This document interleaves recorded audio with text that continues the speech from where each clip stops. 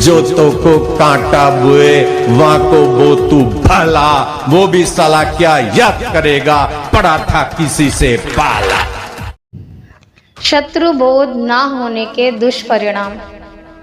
कई बार हमें पता होता है कि गलत कौन है, लेकिन शत्रुबोध ना होने के कारण हम प्रतिकार नहीं कर पाते।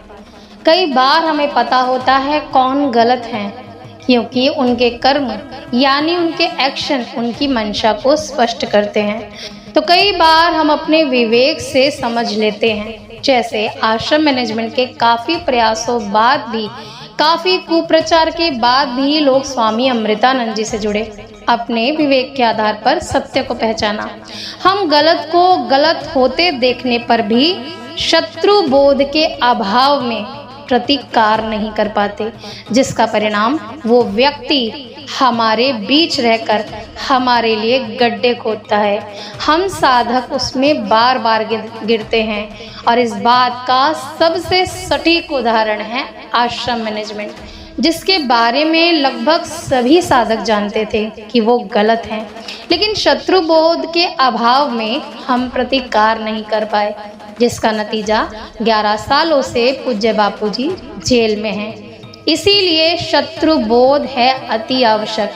लेकिन हैरानी की बात यह है, जब तक हम शत्रुओं को आश्रम मैनेजमेंट के भीतर खोज रहे थे तब तक किसी को दिक्कत नहीं थी, लेकिन जैसे ही शत्रुबोध की महत्वता को समझते हुए हमने अपने भीतर के शत्रुओं को खोजना शुरू किया, जिनकी वजह से हम सफलता के बहुत करीब होके भी बार बार असफल होते हैं।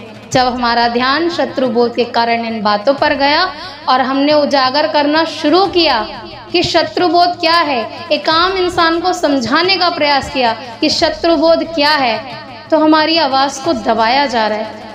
क्यों और किसे है परेशानी शत्रुबोध को सीखने या समझने की?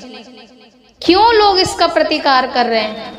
क्यों लोग नहीं चाहते कि एक आम साधक जाने कि उनके बीच यदि कोई शत्रु रह रहा है तो उसे कैसे पहचाना जाए?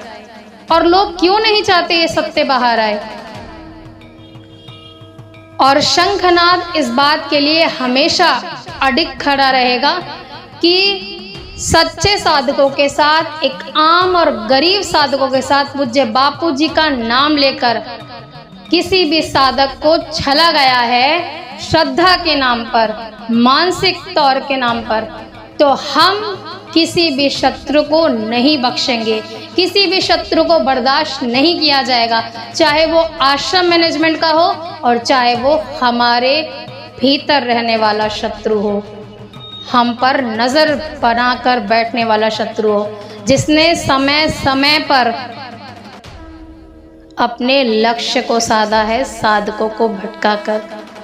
क्या आप अब भी जानना चाहते हैं शत्रुबोध क्या है और कौन है वो शत्रु जो हमारे भीतर रहकर बार बार हमें सफल होने से रोक देता है, बार बार साधकों का ध्यान भटका देता है पूज्य बापूजी से, पंकज मीरचंदानी से?